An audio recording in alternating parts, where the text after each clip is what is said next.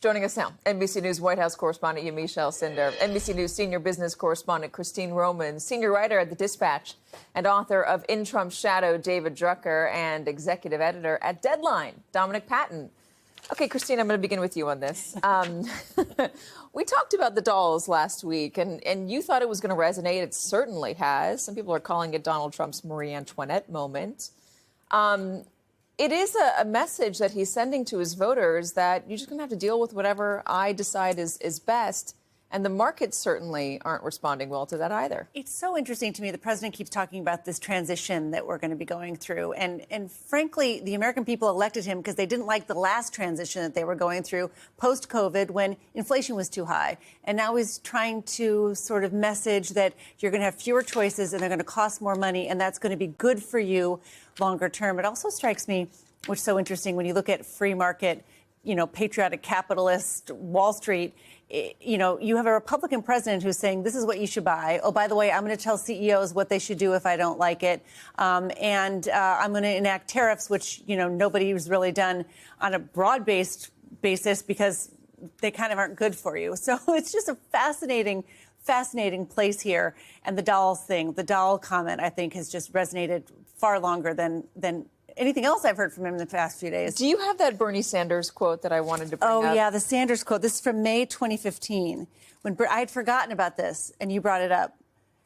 You don't necessarily need a choice of 23 underarm spray deodorants or of 18 different pairs of sneakers when children are hungry in this country. So what's interesting, the National Review brings up this Bernie Sanders quote and just talks about the hypocrisy here.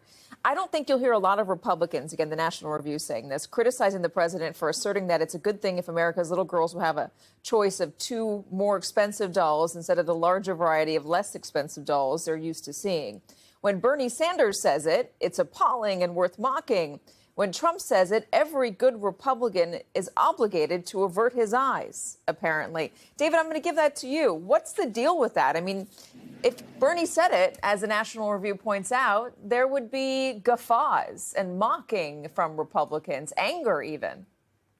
Yeah, well, I guess we're inaugurating a new faction of scarcity Republicans. Look, I think the bigger question here is how this resonates politically if it's not a blip. Americans, regardless of their political stripes, usually don't like the government telling them what they need, what they can buy, how much of those products they can buy, and what they're going to pay for them.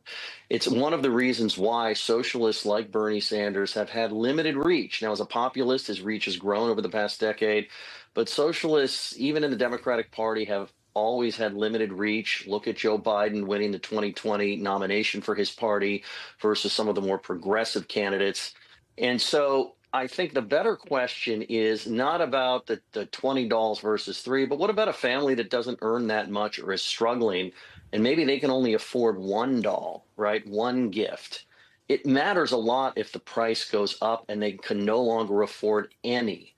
And, I think that is a better way to frame this both politically and economically. And I think, the question is, we know Democrats will find a way to push back on Trump because they're the opposition party. But will Republicans that have a problem with this, and privately many of them will this motivate them to speak up? I doubt it, because they're focused on the reconciliation package and don't want to get crosswise with Trump ahead of next year's Republican primaries.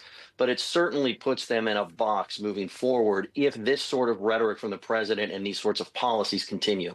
Some Republicans have spoken out. Rand Paul was on the floor of the Senate with Democrats trying to pass legislation that would give the authority on tariffs back to Congress, take it away from the president. You have Don Bacon in the House, Republican, talking about how the agricultural community is very worried. So there are people that are coming out and speaking up on the broader threat of tariffs. I've even heard Ted Cruz talk about this. But as you said, are they going to come out more pointedly? We're going to wait to see if that happens or not. They are focused on other stuff. Yamiche, the White House, though, I wonder how sensitive they are to market reaction and headlines. I just heard that Donald Trump, in speaking about the NFL draft coming to Washington, D.C., said he's going to meet with Hollywood executives to see how they feel about these tariffs. Well, this is really interesting because the president came out and said that these tariffs were going to be put into place, but the White House, through spokespeople, immediately said, well, no final decision has been made. That being said, we should remind folks what President said just yesterday when he was coming back to the White House. Take a listen. Other nations have been stealing the movie-making capabilities from the United States. And I said to a couple of people, what do you think? I've done some very strong research over the last week, and we're making very few movies now. Hollywood is being destroyed. If they're not willing to make a movie inside the United States, then we should have a tariff on movies that come in. And it's also interesting because as the White House is messaging on this, they also sent out this New York Times article that was talking about the fact that more movies are being made abroad because of the labor costs. And they were pointing out that some big blockbuster movies like Mission Impossible, Wolverine, Gladiator 2, that they were all filmed overseas. The United States essentially wanting to say, we want to bring those big movies back here.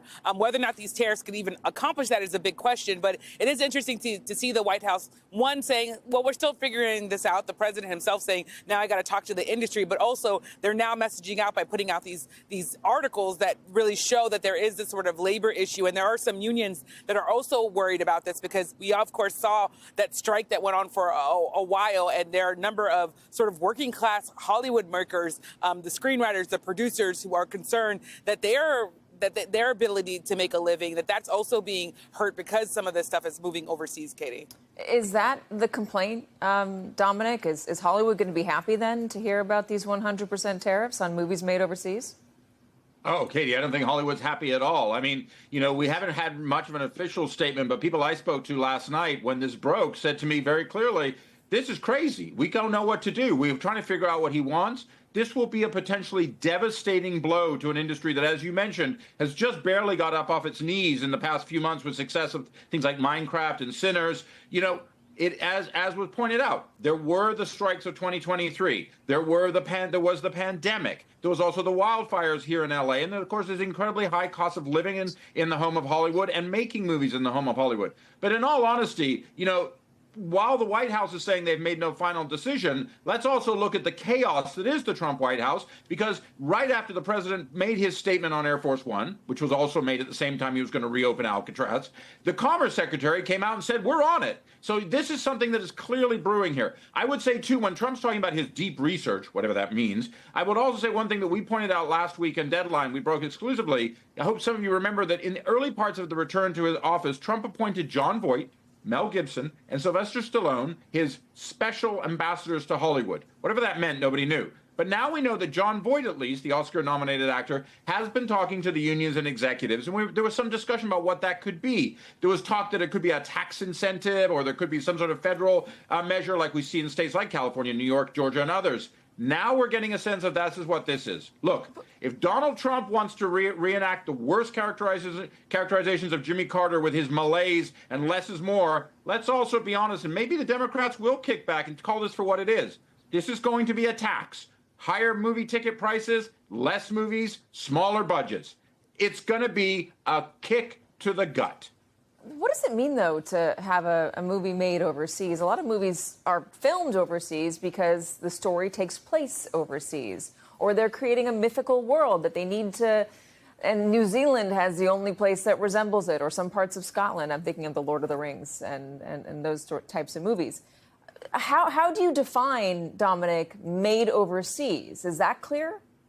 Yes, it is. I mean, actually, Katie, remember, what we're really talking about here is tax incentives overseas. In the past decade or so, as we've seen a decline, certainly here in California, even though we have a $330 million tax credit that's about to go up to $750 million from Governor Newsom, you have places like Hollywood North, Vancouver, Toronto, Montreal up in Canada. The UK has been very aggressive with their incentives. Places like Hungary, the home of Viktor Orban, Donald Trump's political grandfather, they've also been very, very busy. So you see films like, for instance, the new Avengers movie, Avengers Doomsday, or Dune 3, movies like that, they are being made overseas. They are taking incentives and tax credits or financial help from other countries. So that helps to define this to some extent. And let's be honest, part of that is it's simply cheaper to make movies over there, though if the dollar keeps falling, maybe not. but also over time, more of those countries, following the lead of Canada and the UK, have created great infrastructures for making movies. So in that sense, it doesn't really play to what your story is if you need the exteriors of the ancient world. It plays to what your bottom line is. And that's why overseas production, runaway production as they call it, has been so big in the past decade. I interviewed Matt Damon on the set of The Martian many years ago on a soundstage in Budapest, which they had made to look like Mars. All right, Christine, let me ask you about, I guess what really got me about this when I read the Truth Social was it was so hypocritical. It's a national security threat to have movies made overseas. He talks about how the messaging can be a threat to our national security. But then he's just letting TikTok continue to operate within the U.S. He's going to extend it again unless there's a buyer. Congress and the former president signed a bill into law outlawing it unless China sold it because they believed the messaging system, the algorithm, was a threat to national security. It certainly is a split screen, right? And it sounds like in terms of the movies, he's using the national security threat as that would be the mechanism he would use to be able to implement the tariffs, right? If it's a national security threat. One other thing I keep thinking about this is that, the president thinks very, very black and white about surpluses and deficits. If you have a deficit, you're a loser. If you have a surplus, you are a winner. One is making money, one is losing money. Hollywood has a $15 billion a year surplus. Movies in the United States are a surplus. That opens you up for retaliation from other countries, or in fact gives other countries, an entree if they were to retaliate against you. Because if you use his math, we actually are still a winner on the Hollywood game here in the U.S.